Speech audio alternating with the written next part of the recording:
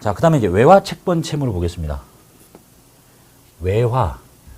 재무상태표에 있는 금액들은 다 원화로 적습니다. 그런데 이제 국제 간의 거래가 많으니까 돈을 받는데 달러로 받으면 어떻게 할 거야? 물건 팔았다. 자, 제품 매출 10,000달러 이렇게 적으면 되나? 외상으로 하겠대. 외상 매출금 10,000달러. 이렇게 하면 돼야 안 돼요?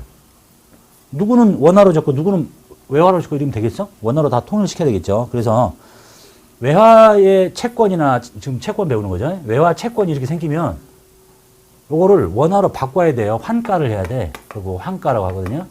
그래서 적어놔야지. 이때 환율이 얼마인지를 적용해서 그 얘기를 하고 있습니다. 읽어볼게요. 국제 간의 거래가 활발해짐에 따라서 외화 거래가 빈번하게 생기는데 외화 거래가 뭐냐? 대금을 주고 받는 통화가 외국 통화로 이루어진 걸 보고 외화 거래라고 합니다. 자, 외화 거래를 장부에 기록하기 위해서는 방금처럼 원화로 환산하는 과정이 필요한데 일반적으로 다음과 같다라고 하고 있네요. 자, 제일 먼저 거래가 발생을 했대요. 사례를 봅시다. 자, X1년도 8월 1일 날 10,000달러의 제품을 수출합니다. 그리고 돈은 다음 연도 2월 달에 받습니다. 기간이 보고기간 종료일부터 1년이 되죠. 그리고 동일자의 환율은 1,000원입니다. 자, 제품을 팔았대요. 제품 매출 10,000달러 적은 게 아니라 얼마를 적어? 10,000달러를 그날 현재 동일자의 환율이 1,000원이래요. 달러당 1,000원. 그럼 뭐니? 1,000,000원이라는 거지. 이렇게. 여기도 외상이죠. 외상 매출금 1,000,000원. 그래서 외화 거래가 생기면 거래 발생할 때는 언제 환율을 쓴다? 발생 시점에 환율을 쓴다. 당연하지 않겠어요? 그 다음날 쓰겠어? 전날 쓰겠어? 그 발생한 시점에 환율을 적용해서 10,000달러 곱하기 1,000원 이렇게 해서 적으래요. 자, 그 다음에 기말평가라고 있죠. 두 번째 기말평가. 환율은 매일매일 이렇게 움직이잖아요. 그러니까 처음 거래가 발생했을 때 이때는 달러당 1,000원이었어. 그러니까 1,000,000원으로 딱 잡아놨어. 근데 계속 움직이잖아요. 근데 매일매일 움직이는 걸 쫓아다닐 수는 없지. 그래서 기말에 평가를 한번 하래요. 그게 기말 평가예요. 읽어볼게요. 기말 현재 외화 채권이나 채무가 있다면 보고기간 종료일 현재의 환율로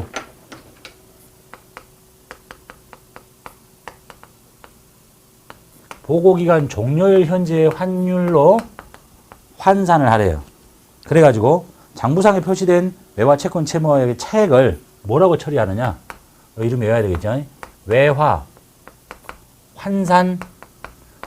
좋은 일이 생기면 이익, 안 좋은 일이 생기면 외화 환산 손실이라고 합니다. 이런 사례 보고서 설명할게요. 자, X1년 12월 31일인데요. 자, 기말에 환율 환산을 했죠. X1년 12월 31일이 됐습니다. 이날 현재 환율을 보니까 달러당 1,020원으로 1,010원이었죠. 1,020원으로 튀었네요. 좋은 일이 생긴 건가요? 나쁜 일이 생긴 건가요? 요 날의 환율로 따지면 우리나라 돈으로 받을 수 있는 게 1,000,000원인데 환율이 1,000원에서 1,020원을 튀어가지고 요 날 현재의 눈으로 받으면 요 날 딱 바꿀 수 있다면 얼마가 되겠어? 1,020만 원이 되는 거지. 그날 환율로 바꿔놓으래.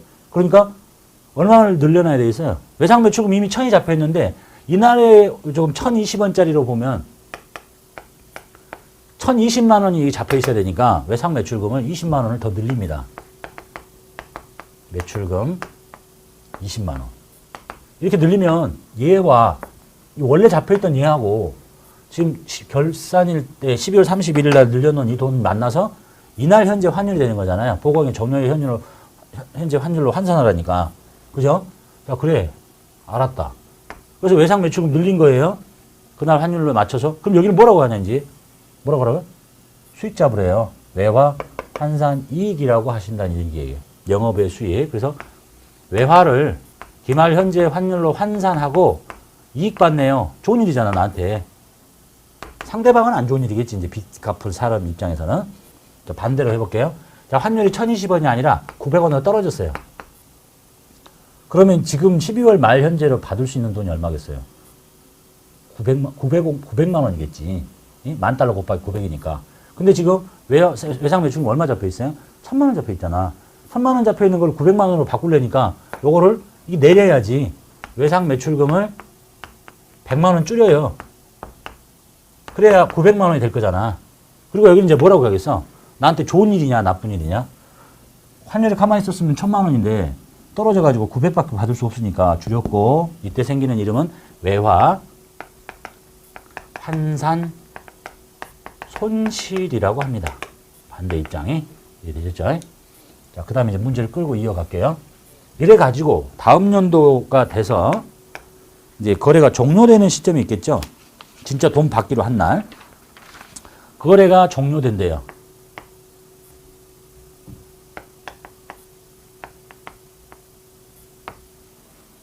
자, 외화 채권 채무의 대금을 받아내거나 줘야 되는 거래가 종료되는 경우에는 그 시점에 환율을 써야 되겠지. 그거 당연하죠. 그 종료되는 그 시점에 환율을 쓰겠지. 뭐 그 전날을 쓰겠어? 그 다음날을 쓰겠어? 이렇게.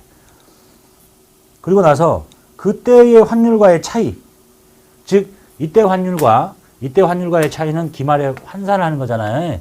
외화 환산이 외화 환산 손실이라고 하고, 이날 거래가 종료되는 시점이니까 이제 요때 지금 1,20만 원이 된 금액과 지금의 환율과의 또 차이가 생기겠죠. 이때에 벌어진 차이는 이름이 좀 다르네요. 외환 차익, 외환 차손이라고 합니다. 이거나 영업의 수익, 영업의 비용인데 기말에 환산을 할 때 쓰는 이름은 외화 환산이익, 환산 손실이고, 거래가 종료되는 시점은 외환 차익, 외환 차손이라고 합니다. 자, 볼게요. 이제 사례 보니까 이제 2월 10일이 됐어요. 전년도의 외상 매출금이 얼마 잡혀 있어요? 1,020만 원 이렇게 잡혀 있습니다. 보통 예금 통장에 돈이 들어옵니다. 그런데 지금 현재 환율은 1,030원이래요. 그러니까 나한테 보통 예금에 돈이 얼마 들어오겠어요? 1,030만 원이 돈이 찍히겠죠. 그런데 내가 잡아놓은 것은 1,020만 원밖에 없거든. 그래서 보통 예금이 아니지. 외상 매출금을 잡혀있는 1,020만 원을 뺍니다. 그리고 벌어진 차이 요거 10만 원. 이거 좋은 일이에요, 나쁜 일이에요? 계속 환율이 오르니까 내가 받을 돈이 점점 커지잖아. 이때 쓰는 이름이 외환 차익이라고 한다는 얘기예요. 이렇게. 이름만 잘 구분하시면 되겠죠. 끝났는데 요날 재수가 없어가지고 환율이 아까 지금 여기까지 1,020원이었죠. 다시 1,000원으로 떨어져 버려요. 1,000원으로 떨어지면 이렇게 되겠죠, 이제? 받을 수 있는 돈은 1,000만 원밖에 안 돼. 그날 $10,000를 바꾸면. 근데 내가 외상 매출금을 1,020만 원이라고 올려놨잖아. 외상 매출금을 1,020만 원 없애요. 이쪽이 부족하잖아. 이쪽에 20만 원 부족하죠? 이걸 뭐라고 하겠어요? 외환 차손이라고 합니다. 이 정도. 뭐 과히 어려운 거 아니죠? 주로 이제 시험에 나오면 외화 거래는 그냥 환율 곱하면 되는 거니까. 그리고 또 하나, 이거를 회사마다 그냥 외상 매출금하고 외화 외상 매출금하고 이렇게 구분해서 쓰는 회사가 있겠죠. 그잖아. 그냥 국내에 파는 외상 매출금은 그냥 외상 매출금. 해외에 파는 외상 매출금은 외화니까 외화 외상 매출금. 이렇게 나눠서 쓸 수도 있어요. 근데 아무 말이 없으면 그냥 이거 쓰는 거예요. 그래서 시험에 간혹 이거를 기말에 환율로 환산해가지고 평가를 이제 잡는 외화 환산 이익을 잡거나 환산 손실을 잡을 때 또는 거래가 종료되는 시점에 특별하게 무슨 말이 없으면 그냥 보통 외상 매출금으로 잡혀 있을 것인데 외화 외상 매출금이라고 이렇게 이름이 나오네요, 글씨에. 그러면 무조건 외화 외상 매출금을 쓰는 게 아니라 장부에 얘기가 있어야 될 거잖아. 장부에 무슨 이름으로 잡혀 있는지를 확인을 하셔야 돼요. 그냥 이렇게 있는데 자, 외화 외상 매출금을 기말 현재 환율로 환산합니다. 그런다고 해서 여기다가 외화 외상 매출금이라고 이름을 쓰면 안 된다니까. 원래 이렇게 있었으면 이거 장부를 뒤져가지고 이 이름을 그대로 써야 되고요. 장부를 뒤져보니까 외화 외상 매출금으로 떡하니 잡혀 있네요. 그러면 외화 외상 매출금을 늘려줘야지. 그냥 외상 매출금 늘리면 안 되고요. 아무 말이 없으면 그냥 다 보통 이렇게 쓰는데 간혹 이 채권을 장부에 깔아놓을 때 외화 외상 매출금이라는 이름이 별도로 존재하니까 그렇게 깔려 있을 수도 있다. 그러니까 항상 문제를 풀 때는 아무것도 없는 걸 막 내는 게 아니니까 데이터를 깔아놓고 문제를 출제하니까 그 데이터에 뭐라고 되어 있는지를 찾아보고 확인해서 무슨 계정 과목을 썼는지를 확인하셔야 된다. 이런 얘기네요. 13번. 자, 12월 31일 단기 차입금 중에는 한스사의 외화 차입금이 있습니다. 자, 10,000달러고 1,200만 원에 잡혀 있습니다. 네, 기말 재무상태표일 현재 환율이 1,100원이 됐습니다. 자, 10,000달러가 1,200만 원에 잡혀 있었다는 얘기는 그때 환율은 달러당 1,200원이었는데 지금 100원씩 떨어졌네요. 좋은 일인가요? 차입금이라는 부채인데 부채가 100원씩 떨어진 거지. 그럼 100원씩 곱하기 10,000달러. 그럼 100만 원만큼의 부채를 줄여주면 돼요. 계정 과목은 단기 차입금이라고 했어요. 그래서 차변에 부채를 줄일게요. 단기 차입금 거래처 거래 되겠죠? 한영키 누르시고 H 한스 금액은 100만 원만큼의 부채를 줄입니다. 그리고 벌어진 차이는 이름은 뭐예요? 외화 기말에 환산한 거죠. 환산 이익, 외화 환산 이익이라고 합니다. 두 번째 14번 볼게요. 단기 대여금 중에 외화 대여금, 이제 이번엔 빌려준 돈이에요. 여기는 부채였고 여기는 자산이야. 1,500만 원, 달러당 8,000원. 1,500만 원이 달러당 8,000원이니까 아니, 달러당 8,000원이 아니다. 8,000달러죠. 근데 환율이 1,200원이야. 그럼 요거를 1,500만 원을 나누기 8,000달러를 하면 환율이 지저분하네요. 1,875원이었어요. 그때 환율이. 근데 지금 1,200원으로 뚝 떨어졌죠. 얼마 떨어졌냐? 마이너스 1,200원.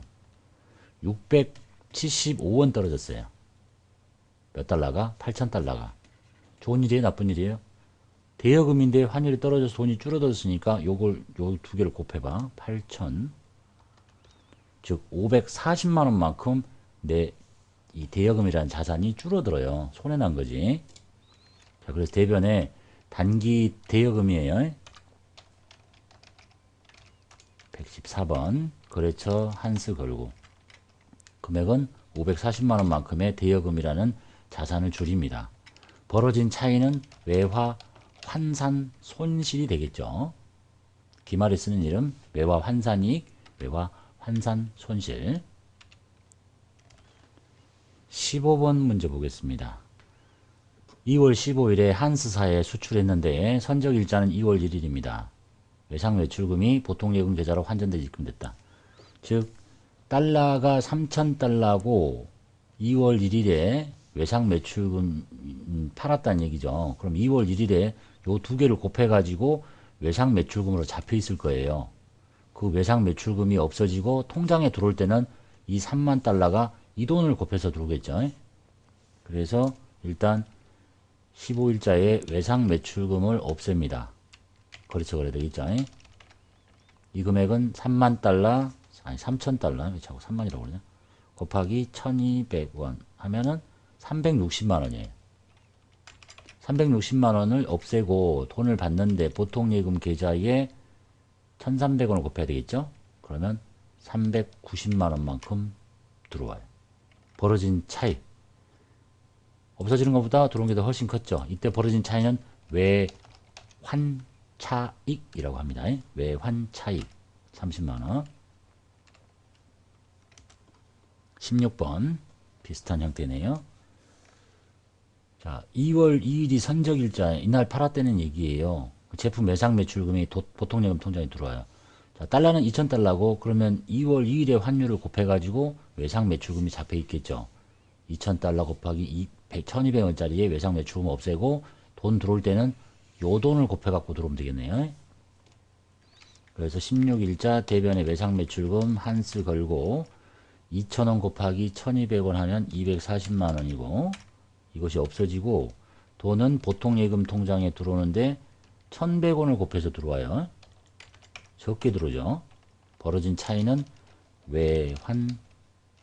외환차손이라고 합니다.